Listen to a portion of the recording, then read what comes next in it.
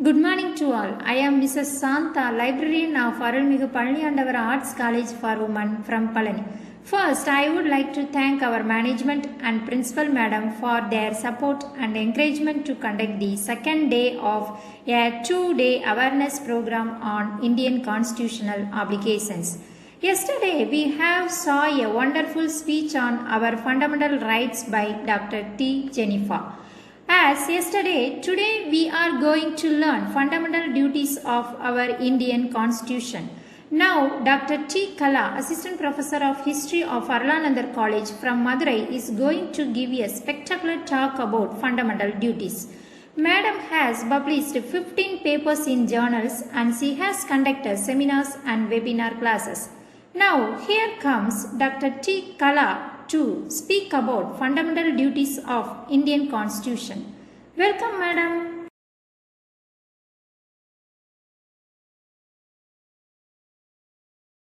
Good morning, everybody. I am Kala from Arlanandar College. Today, we are going to discuss about the topic Fundamental Duties of Indian Constitution. Dear friends, what are fundamental duties? Already everybody knows. Fundamental duties are defined as the moral obligation of all citizens to help promote a spirit of patriotism and to uphold the unity of India. These duties set in Part 4A of the Constitution. They are held by the Supreme Court to be obligated for all citizens. The core of the Indian Constitution is held together by the two immovable pillars. First one is fundamental rights. The second one is fundamental duties. In the Constitution of India, Part 3 provides fundamental rights to every citizen of India. For example, right to life, liberty, equality, freedom of speech, religion, and so on. However, to uphold this relationship between the state and the citizen, every citizen of the country is obligated to protect the unity and integrity of the nation by following certain fundamental duties conferred on them. Yes, friends, rights and duties are like two sides of a coin. Whenever and wherever we have any rights, we must have corresponding duties.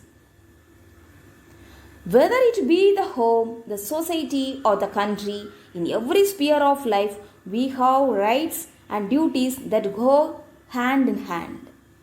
We have rights in the same measure as we have duties. The fundamental duties are a noble feature of the Indian Constitution in recent times. Fundamental duties of citizens serve a useful purpose. In particular, no democratic policy can ever succeed where the citizens are not willing to be active participants in the process of governance by assuming responsibilities and discharging citizenship duties and coming forward to give their best to the country. Some of the fundamental duties enshrined in Article 51A have been incorporated in separate laws. There has been some rather disproportionate emphasis on the rights of citizens as against their duties, even though the traditions and temper of Indian through the ages laid greater emphasis on duties. Actually, rights and duties are the two sides of the same coin. For every right, there is a corresponding duty. Rights flows only from duties well performed. What is duty for one is another performance right, and respect human life and not to injure another person. If everyone performed his or her duty, everybody's life would be automatically protected. When the Constitution came into force in 1950, there was no mention about any duty of the people. After 25 years of its operation, the leaders thought of the need to include some duties to the people. Hence, in 1976, the fundamental duties were added to the Constitution by the 42nd Constitutional Amendment. These were added as Part 4A. The fundamental duties were drafted on the model of the duties mentioned in the Constitution of the Soviet Union, which existed then. Another important one is purpose of the duty. When the constitution came into force, the people were given some fundamental rights. The state was provided with certain guidelines through the directive principles, but the people were not given any obligation to be performed. Hence, the Union government wanted to add some duties to the people. On the recommendation of the Swaran Singh Committee, these duties were added to make the people more responsible. The prescription of some duties would make them politically aware. It is expected that the people would develop a sense of belongingness and help the state in many ways. It is essential for a democracy to create political awareness among the people. The duties are expected to do the same. Next, we are going to see about the origin of how they brought up fundamental duties. The fundamental duties were included in the Constitution by the 42nd Amendment Act 1976. It incorporated the fundamental duties by inserting a new article 51A below Article 51, which belongs to Part 4A. The recommendations were passed in 1976 and came into effect on 3rd January 1976. So that is very, very important year for us. Originally 10 in number, the fundamental duties were increased to 11 by the 86th Amendment in 2002. These duties were meant to bring out Constitution in line with the Universal Declaration of Human Rights and the Constitution of Japan, China and Russia. It was adopted based on the recommendation of the Swaran Singh Committee. Next, in 1976, the Congress Party set up the Swaran Singh Committee. The committee was set up to make a recommendation for fundamental duties, the need and necessity of which was felt during the emergency period. In the year 1975 to 1977, at that time, Indira Gandhi was the Prime Minister of India. Indira Gandhi constituted a committee under the chairmanship of Sardar Swaran Singh to study the questions of amending the constitution in the light of past experience. After that, the committee recommended for the inclusion of separate chapter under the heading of fundamental duties. It will make a citizen conscious of their duties while enjoying fundamental rights. The government accepted the suggestion and included in a separate Article 51A, which had 10 fundamental duties. The government declared that non-inclusion of fundamental duties in the original constitution was a huge mistake, which has now been rectified by the present government. Although Swaran Singh Committee suggested the incorporation of only 8 fundamental duties, but the 42nd Amendment had 10 duties. It is not surprising that not all recommendations were accepted by the government. Some of these non-recommendations are: the Parliament may provide for the imposition of punishment or penalty as considered suitable for non-compliance of these duties. Second one is, such punishments or law won't be questioned in a court of law for the enforcement of fundamental rights, and in case it caused a breach of fundamental rights. Duty to pay tax by the citizen was also on the list of fundamental duties. Then the Congress government at center accepted these recommendations and enacted the 42nd Constitutional Amendment Act in 1976. This amendment added a new part, namely Part 4A, to the Constitution. These are the importance of Swaran Singh Committee. Next, the inspiration for the Part 4A was the Constitution of USSR, so that Indian fundamental duties are derived from USSR. It is because USSR Constitution directs that law, maintenance or labor discipline and honesty should be observed in the performance of public duties, and also directs to respect the rules of the socialist community. USSR Constitution in this way emphasizes more on the citizens' duties. and imposes upon the people some definite duties towards society and state. Such fundamental duties are not seen in the Constitution of the USA, Austria, Canada, and among other democratic constitutions of world, except for Japan, where we find mention of certain duties of the citizens similar to that present in our constitution. This is because in all these countries, the citizens are imbibed with a high sense of patriotism as a result of education, training in the elementary duties and obligations of citizens. In contrast to this, it is generally argued that in India, people lay emphasis only on rights, and it is often criticized that the Indians know only rights but not duties. This was primarily the reason as to why the fundamental duties were incorporated in the Constitution in 1976, as per some experts. Next, Article 51A lists out the duties. There are 11 duties as follows. The first one is to abide by the Constitution and respect its ideas and institutions, the national flag, and the national anthem. It is the duty of every citizen to respect the ideas, which include liberty, justice, equality, fraternity, and institutions, namely executive, the legislature, and the judiciary. Hence, all of us are supposed to maintain the dignity of Constitution by not indulging in any activities which violate them in letter and spirit. It also states that if a citizen by any overt or covert act shows disrespect to the Constitution, the national flag, the national anthem, and other national symbols of the nation, the people should know how to respect them. The second one is to cherish and follow the noble ideas which inspired our national struggle for freedom. According to this, during the struggle for freedom in India, the people were united. They had nationalist sentiments and they were ready to sacrifice for the cause of the nation.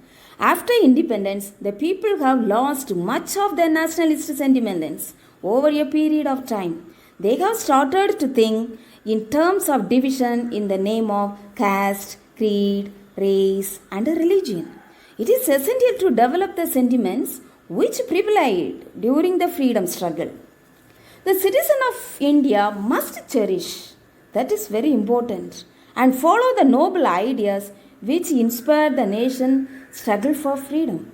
These ideas were those of building a just society and a united nation with freedom, equality, non-violence, brotherhood, and world peace. If the citizen of India remain conscious of and committed to these ideas, we will be able to rise above the various tendencies rising their ugly guts now and then, here and there. Third one is to uphold and protect the sovereignty, unity, and integrity of India. During the democratic experiments in India, divisive forces have emerged. There have been demands raised by different sections of the people to divide the nation in the name of race and religion. There is a danger to the sovereignty of India due to the hostility with China and Pakistan. Hence, it is essential that the people should be ready to do whatever they would be protect the sovereignty, unity, and integrity of India. It is one of the preeminent national obligation of all the citizens of the India. India is a vast and diverse nation with different caste, religion, and linguistic people.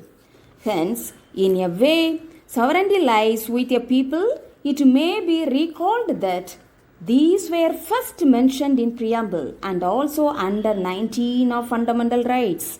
Reasonable restriction are permitted on freedom of speech and expression in the interest of the sovereignty and integrity of India. The next one is to defend the country and render national service when called upon to do so. It is the duty of every citizen to defend our country against external enemies. All the citizens are bound to be conscious of any such elements entering India And also, when in need, they should be ready to take up arms to defend themselves. It is addressed to all the citizens other than those belonging to Army, Navy, and the Air Force.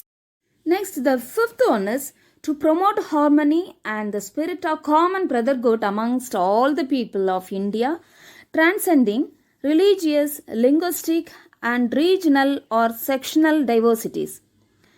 To renounce practices derogatory to the dignity of women. It says that it gives the vast diversities among people. The presence of one flag and single citizenship strengthens the spirit of brotherhood amongst the citizens. It says that people should rise above narrow cultural differences and strive towards excellence in all spheres of collective activities. Promoting harmony among the people is a positive duty to build up a stronger nation. In India, women are ill-treated in many ways. They are not able to enjoy equal rights. Women are considered to be inferior to men in many aspects. Traditional beliefs and practices are against the promotion of equality of women. There is a trending to exploit women. Yes, a society could not claim the status of a developed one unless the women in the society get equal treatment in all aspects. This duty emphasizes better treatment of women by giving up practices which are derogatory to women. The sixth one is to value and preserve the rich heritage of our composite culture. Our cultural heritage is one of the noblest and richest. It is also part of the heritage of the earth. Hence, it is our duty to protect what we have inherited from the past, preserve it, and pass on to the future generations. It's very important. India is also one of the most ancient civilizations of the world. You know everybody, Indus Valley civilization, advanced one. Our contribution towards art, science, literature is well known to the world. Also, this land is birthplace of Jainism and Buddhism. India is a land composite culture. This rich cultural heritage is to be preserved. For that, the people should develop love for places of historical and cultural importance. The centers of culture are spread all over India. It is essential to protect such centers and to promote the composite culture. Next, the seventh fundamental duty is to protect and improve the natural environment, including forests, lakes, rivers, and wildlife, and to have compassion for living creatures. This is another one important fundamental duty. Because these natural resources are most valued asset of our country. Hence, it is the duty of every citizen to protect it. Rising pollution, large-scale degradation of forests is causing immense harm to all the human lives on earth. Increase in natural calamities is a proof to it. It is also reinforced in another constitutional provision under Article 48A. Directive principles of the state policy, which states that to protect and improve the environment and safeguard the forest and wildlife. In the 20th century, preservation of environment has become a global problem. In a country like India, it's more important. The people are to the thought about the need to protect the environment. It is in the hands of every citizen to protect and improve it. Environmental pollution has become a great cause of concern. These duties remind us to keep our environment free from pollutions, so that we should obey the fundamental duties. The eighth fundamental duty is to develop the scientific temper, humanism, and the spirit of inquiry and reforms. It is a known fact that it is necessary to learn from the experiences and development around the world for our own development. It is a duty of every citizen to protect and promote scientific temper and spirit of inquiry to keep pace with the fast changing world. Scientific temper is a spirit of inquiries about everything one comes across. It is not good for a society or a nation if the people believe in whatever they are told about. In the modern society, rationalism is important for development in all aspects. For that, every citizen should develop the temper of asking questions and verifying every matters they come across. Humanism is also an essential to be developed in every citizen. So that this also is very important. The ninth one is the safeguard public property and to abjure violence. It is unfortunate that in a country which preaches non-violence to the rest of the world, we ourselves see from time to time incident of senseless violence and destruction of public property. Among all the fundamental duties, this one holds a great significance in current scenario when strike, protest, etc. have become a common phenomenon. Whenever there is a strike or bandh or rally, mob develops mentality to calm public properties like buses, buildings, and to loot them. And the citizens who are protectors become mute spectators. Public property is the property of all the people. In India, the people have to indulge in agitation to attract the attention of the people in power towards their problems. Often religious and political differences also create clashes between group of persons. During these classes, the public properties such as buses of the public transport companies, properties of the railway and postal and communication departments become easy targets to those indulge in violence. This is to be avoided for many reasons. Violence could not be the mean to any good end. 10th fundamental duty is to strive towards excellence in all spheres of individual and collective activity, so that the national constantly rises to higher levels of endeavors and achievement. According to this, to achieve an all sides development, every citizen has to work for it. The effort ought to be taken individually and collectively. Achieving excellence in all spheres will definitely bring about a spurred development. Hence, the people are expected to work towards that goal. For example, it should be the goal of students and teachers to achieve excellence in the field of education, and it should be the whole goal of workers and the industrialists and achieve excellence in the field of industry. This is applicable to politicians and other who are in public life. As respectable citizens, whatever work we take up should be directed towards achieving the goals of excellence so that our country constantly rises to higher level of endeavors and achievement. This class has potential to not only regenerate and reconstruct the country, but also to raise it to the highest possible level of excellence. 11th fundamental duty is every citizen of India who is a parent or a guardian to provide opportunities for education to his child, or as the case may be, born between the age of 6 and 14 years. Originally 10 in number, the fundamental duties were increased to 11 by the 86th Amendment in 2002.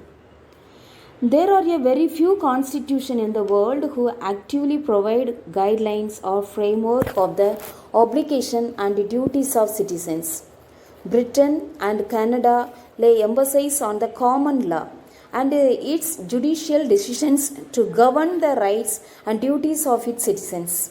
It's argued by that if the ethic and principle of elementary duties that one should follow as a citizen is imbibed from a young age through proper education, then not lessening the duty in the Constitution might not affect its implementation.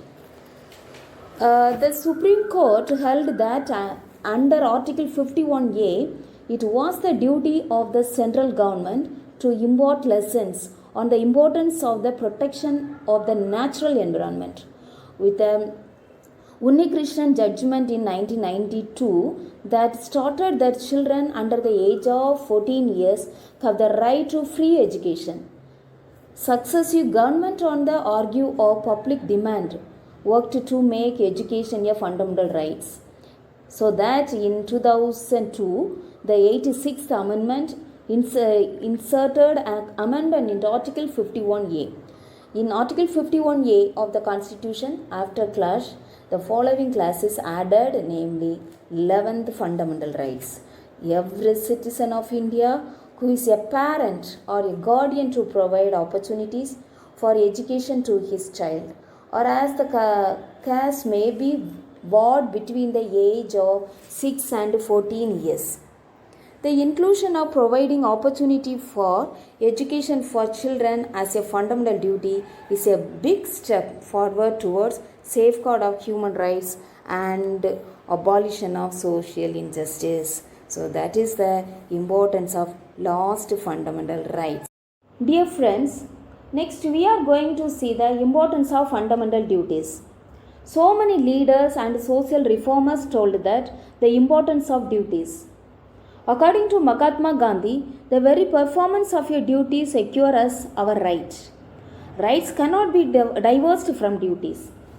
Mahatma Gandhi held that Satyagraha was born for I was always striving to decide what my duty was. Then one more social reformer, the name Swami Vivekananda the Great, observed, it is the duty of every person to contribute in the development and progress of India.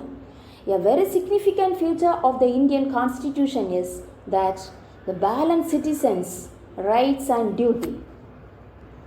Then one more person, our former Prime Minister Indira Gandhi told that the moral value of fundamental duties would not be to smooth their rights, but to establish a democratic balance by making people conscious of their duties equally as they are conscious of their rights. Many nations across the world have transferred into developed economies by embodying the principles of responsible citizenship. Yes, all the responsibilities and duties that citizens of a nation should exercise and respect. That is very, very important one. Fundamental duties is essential to create a strong foundation, a strong national character with an emphasis on human dignity and the feeling of creation a community in harmony.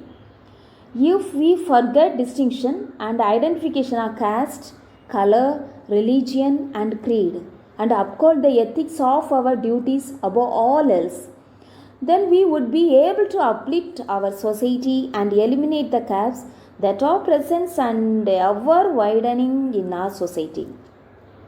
It should be remembered that Article 51A, like the directive principles, does not have any provision to enforce the duties enshrined in the Constitution. There have been judicial reforms that have helped to enforce the said responsibilities and duties time and again.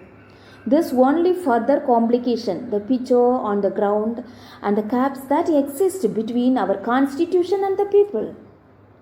Yes, it is important to understand in order of every person's fundamental rights to be realized. Everyone has an obligation to fulfill their duties. Environmental pollution has become a great cause of concern. These duties remind us to keep our environment free from pollutions. Another one, you see, the inclusion of providing opportunities for education for children as a fundamental duty is a big step forward towards safeguard of human rights and abolition of social injustice. It's a main thing friends. As the state offer the citizen fundamental rights, it is the fundamental duty of each citizen of India to further national integration and contribute towards a better society. There is a major difference between the fundamental rights and the fundamental duties. Unlike fundamental rights, fundamental duties are non-justiciable. This means that no one can be punished in case of their violation or non-completion of any fundamental duty. Similarly, these duties are non-enforceable in nature. That is, no court can or any government can directly enforce any of these duties on any particular citizen legally. The session fundamental duties was not a part of the original constitution. Everybody know, already I told. These were added to the constitution much later. The idea behind incorporation of fundamental duties was to remind the citizen of the country that they have certain obligation towards the country and society. The three most important items in the list of fundamental duties are: first one is those requiring the citizen to respect the ideas of the constitution and the institution is essential. That is very important. Another one important, to promote harmony and the spirit of common brotherhood amongst all the people of India, profession different religion, speaking different languages. The last one, to safeguard the public property and to observe violence. So that is the importance of fundamental duties. The next one is criticism of fundamental duties. Some people are criticizing the fundamental duties. Those are, some of them are difficult to be understood by common people. No need to be implemented as they all are performed by the people even if not included. Their inclusion in Part 4A after fundamental rights has reduced their value and significance. Some of the important points which were recommended by Swaran Singh Committee were not included. So that is the three important points, such as: number 1, Parliament should impose penalty or punishment in case of non-compliance of duties.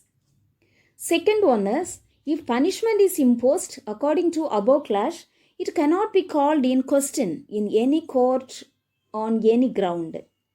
The last one, the duty to pay taxes to be incorporated as fundamental duty.